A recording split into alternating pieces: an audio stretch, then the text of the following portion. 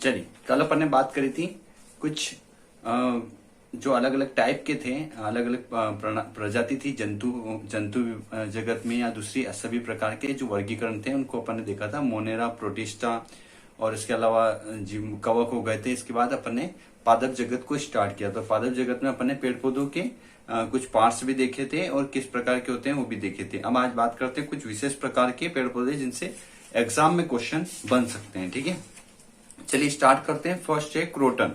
Croton पौधा यह बता देता है कि फसल को कब पानी चाहिए। ठीक है, समझना इसको। देखिए, इसकी जड़ें बहुत कम गहराई तक रहती है, इसलिए जैसे ही पानी की कमी होती है जमीन में और इसकी जड़ें क्या करने लगती है, सूखने लगती है। इससे पता चल जाता है कि फसल को पानी की जरूरत है। तो क्रोटन एक तरीके से किसान को हेल्प करता है कि यहाँ पर फसल को पानी की नीड है। ठीक है, चलिए दूसरे प्रकार का है पीपल। ये भी कुछ विशेष प्रकार के पेड़ में आता है क्योंकि एक विशाल पेड़ होता है। इसकी खासियत ये है कि 24 घंटे ऑक्सीजन दे सकता है। देखिए, ठीक है, समझना इसको। यह 24 घंटे ऑक्सीजन दे सकता है। इसके बाद इसे बोधि वृक्ष भी बोधि वृक्ष के नाम से भी जाना जाता है क्योंकि गौतम बुद्ध ने इस वृक्ष के नीचे ज्ञान प्राप्त किया था। तो बोधि मीन्स ज्ञान प्राप्त। ठीक है, और इस वृक्ष की पत्तियां हमेशा हिलती रहती है। ठीक है, चलिए अगली बात करते हैं बरगद की। तो बरगद एक विशाल पेड़ होता है। इसका छत्र का फैलाव जो होता है वो बहुत ज्यादा होता है। इसी की वजह से मदद के लिए उसकी छत्र के अलग अलग साइड से, अलग अलग शाखाओं से नीचे की ओर स्तंभ मतलब जड़ें लटकी हुई रहती है, जिनको स्तंभ जड़ भी कहा जाता है। इसके बाद इस पेड़ की जमीन के भीतर भी जड़ें ज्यादा फैली हुई रहती है। ठीक है, चलिए अगले बात करते हैं केले की। तो केला जो होता है वो पेड़ नहीं होता है, एक तरीके से वो शाख का काम करता है। आपने पेड़ पौधों की अपने कैटेगरी देखी थी, उसमें अपने शाख को अलग रखा था। शाख जहां पर जो कमजोर होते हैं, जिसके तने कमजोर होते हैं, तो यहाँ पर भी इसका तना हरा और कमजोर होता है, इसलिए इसको शाख की कैटेगरी में रखा गया है। इसके फल और फूल दोनों में खाने में काम आते हैं। चलिए आगे बात करते हैं नेपेंथिस। नेपेंथिस या घटपर्णी। नेपेंथिस या घटपर्णी यह कीटभक्षी पौधे के रूप में भी जाना जाता है। ये क्या करता है कि छोटे मोटे कीड़े मकोड़े या थोड़े बड़े जैसे मेंढक, चूहे आदि को भक्षण करता है या खा जाता है। कैसे खाता है, देखिए, इसमें नॉर्मली प्रकाश संश्लेषण के द्वारा ही भोजन उत्पन्न होता है, पर इसको नाइट्रोजन की नीड होती है और उसके लिए इसके पास एक बड़े घड़े नुमा संरचना होती है, जिसके ऊपर पत्तियों से बना हुआ एक ढक्कन होता है। तो इसके अंदर से कुछ विशेष प्रकार की गंध निकलती है, जिसकी वजह से छोटे मोटे कीड़े मकोड़े इसके घड़े नुमा संरचना में जाते हैं और बंद हो जाते हैं और क्या हो जाते हैं, उनका भक्षण हो जाता है, जिससे नाइट्रोजन बनता है जो पौधे को नाइट्रोजन की नीड को पूरा करता है। ठीक है, चलिए यह प्रकार के जो घटपर्णी, इस प्रकार के पौधे अगर बात करें कहाँ पाए जाएंगे तो ये भारत में मेघालय में पाए जाएंगे। इसके अलावा ऑस्ट्रेलिया और इंडोनेशिया में बहुत ज्यादा मात्रा में आपको देखने को मिल सकते हैं। चलिए बात करें आगे रेगिस्तानी ओक की। क्या होता है रेगिस्तानी ओक? यह ऑस्ट्रेलिया में पाई जाने वाला एक विशेष प्रकार का पौधा है। इसकी जड़ें बहुत गहरी होती हैं और पत्तियां बहुत कम होती हैं। ठीक है, पर इसके तने में पानी भर जाता है और तने का जो पानी होता है, जो वहां के निवासी होते हैं वो लोग इस तने के पानी का प्रयोग करते हैं पीने के लिए। ठीक है, चलिए आगे बात करें खेजड़ी। यह भी एक विशेष प्रकार का पेड़ है जो भारत में रेगिस्तानी क्षेत्रों में पाया जाता है। यह इसकी लकड़ी की खासियत है कि इसमें कोई कीड़ा नहीं लगता है।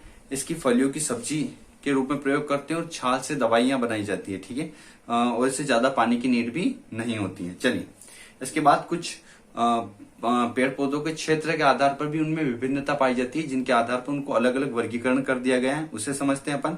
सबसे फर्स्ट बात करते हैं मरुद्भिद। मरुद्भिद क्या होते हैं? ये रेगिस्तान में होने वाले पेड़ पौधे हैं, उनको मरुद्भिद कहा जाता है। इनकी जड़ें लंबी होती हैं और पत्तियां बहुत छोटी होती है, धीरे धीरे कांटों के रूप में परिवर्तित होने लगती हैं, जिससे वाष्पोत्सर्जन मतलब वाष्प बाहर कम से कम निकल पाए। ठीक है, जैसे नागफनी हो गया, कैक्टस। इसका तना हरा और गुद्देदार होता है और मोमी परत से ढका रहता है। मोम ऊपर बना रहता है उसके, ताकि आसानी से उसके ऊपर से क्या ना निकल पाए, पानी बाहर ना निकल पाए।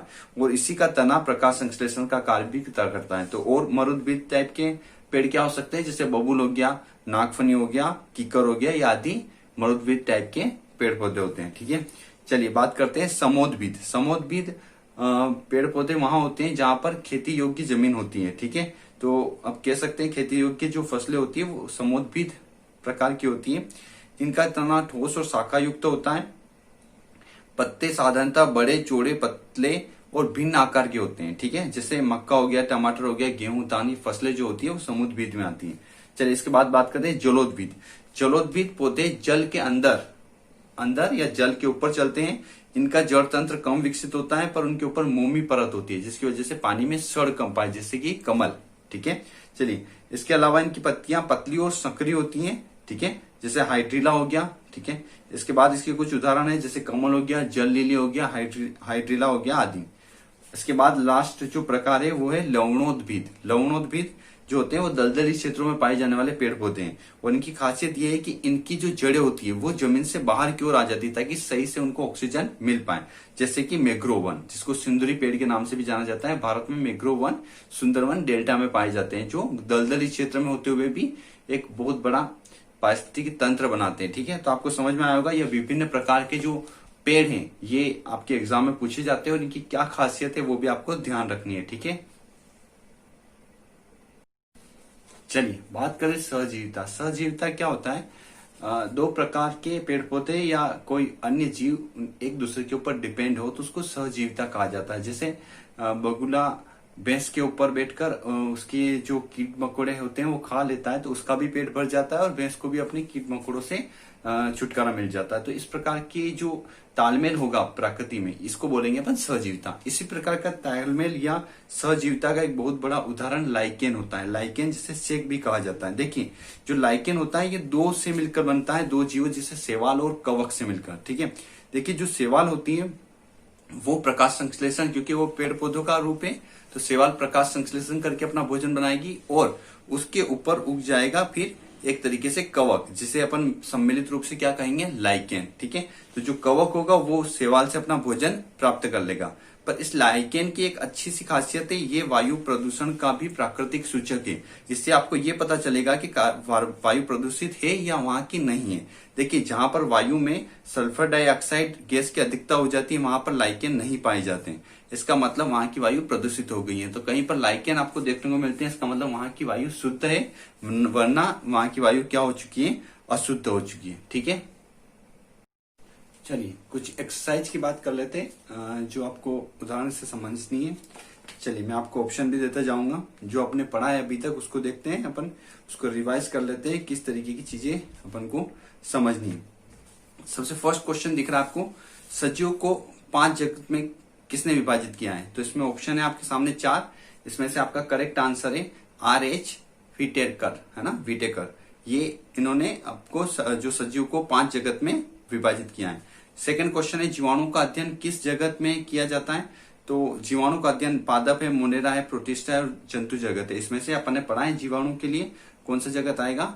मोनेरा जगत। ठीक है, उसके बाद जीवाणु विज्ञान के जनक, देखिए ऑप्शन दिख रहा है आपको, जीवाणु जगत के जो जनक हैं वो कौन होंगे? और इसमें अपन ने पढ़ा भी है एंटोनी वॉन ल्यूवेक हॉक। ये जो है फर्स्ट ऑप्शन करेक्ट है। इसमें निम्न में से किसके कारण दही जमता है? तो आपको पता है लैक्टोबैसिलस के कारण जमता है, और ये पढ़ा भी अपन ने किस क्या होते हैं? जीवाणु होते हैं। ऑप्शन नंबर फर्स्ट करेक्ट है फोर्थ में। फिफ्थ वाला क्वेश्चन है, निम्न में से जीवों में से कौन मुख्य रूप से गर्म और आर्द्र स्थान पर पाए जाते हैं? तो ये भी अपन ने पढ़ा है, कवक जो होते हैं ऐसी जगह पाए जाते हैं। बेकरी उद्योग में किस कवक का प्रयोग होता है? तो आप जानते हो यीस्ट या खमीर का प्रयोग होता है। लाइकेन की सहजीविता का उदाहरण है, तो इसमें 2 जीव एक साथ रहते हैं, वो कौन कौन से हैं? जो 2 जीव हैं। ठीक है, पूछा है तो आपको पता है, एक शैवाल होते हैं और दूसरे कवक होते हैं उसके ऊपर। चलिए लाइकेन किस प्रकार के प्रदूषण के प्राकृतिक सूचक है? तो ये वायु प्रदूषण के हैं। चलिए पादप जगत के जनक ये भी पढ़ा अपन ने, थियोफ्रैक्टस हैं। निम्न में से कौन सा एक वृक्ष नहीं है? तो बात करें तो पीपल, सुंदरी, कीकर और केला, इसमें से केला एक वृक्ष नहीं है। चलिए इसके बाद बात करें, निम्न में से कौन सी जड़ें खाई जाती हैं? तो गाजर, मूली, शकरकंद, सभी जड़ों के रूप में खाए जाते हैं।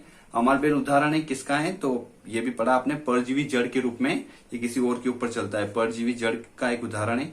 आलू, प्याज, अदरक आदि खाए जाने वाले भाग कौन से हैं? तो आपको पता है इन तीनों में अपन तना जो होता है वो खाने में प्रयोग करते हैं। ठीक है, अगला है वाष्पोत्सर्जन क्या है? तो इसमें आपको ऑप्शन नंबर फर्स्ट दिख रहा है, पत्तियों के द्वारा जल का वाष्प के रूप में बाहर निकलना। चलिए इसके बाद है प्रकाश संश्लेषण सबसे कम किस रंग का होता है? तो आपको पता है लाल सबका ज्यादा होता है और बैंगनी सबसे कम, तो डी ऑप्शन करेक्ट है इसमें। इनमें से कौन सा अलग समूह से संबंधित है? पीपल, नीम, केला और गुलाब, कौन अलग दिख रहा है आपको? देखिए इसमें केले की जो पत्तियां होती है वो समांतर है, बाकी सभी की जालिका है, तो सी ऑप्शन अलग इनमें से, ठीक है। इसके बाद आपको एक क्वेश्चन दिख रहा है, नागफनी में प्रकाश संश्लेषण होता है तने में, पत्तियों में, दोनों में और कांटों में। तो ये आपको ध्यान रखना है, नागफनी में कांटे पत्तियां इसीलिए कन्वर्ट हो जाती है ताकि उनमें पानी बाहर ना जा सके, तो बचा हुआ तना जो रहता है वही हरा रहता है, और प्रकाश संश्लेषण सिर्फ और सिर्फ काय में होता है, तने में होता है, नागफनी में, ठीक है। इसके बाद बात करें आगे, प्रकाश संश्लेषण क्रिया में पादपों द्वारा वातावरण से कौन सी गैस अवशोषित की जाती है, तो कौन सी गैस वो अवशोषित करते हैं, कार्बन डाइऑक्साइड, ठीक है। कांटेनुमा पत्तियों को दर्शाकर एक शिक्षक किस प्रकार के पौधों के बारे में बताना चाहता है, तो कांटेनुमा संरचना मतलब वो मरुस्थलीय पौधा है। चलिए, निम्न में से कौन सा एक वृक्ष का उदाहरण है, तो इनमें से बरगद, गुलाब, मेहंदी और तुलसी। सिर्फ वृक्ष का उदाहरण आपको बरगद दिख रहा है, बाकी गुलाब, मेहंदी, तुलसी झाड़ियों या शाख में जाएंगे, ठीक है। कीट पक्षी पादप जिस मृदा पर उगते हैं उनमें से कौन सा तत्व नहीं है, तो आपने कीट पक्षी पादप के बारे में पढ़ा है, वो नाइट्रोजन प्राप्त करता है कीट मकोड़ों को मारकर। इसका मीन्स उस मृदा में किसकी कमी है, नाइट्रोजन की, ठीक है। तो ये आपको ध्यान रखने हैं, ओके।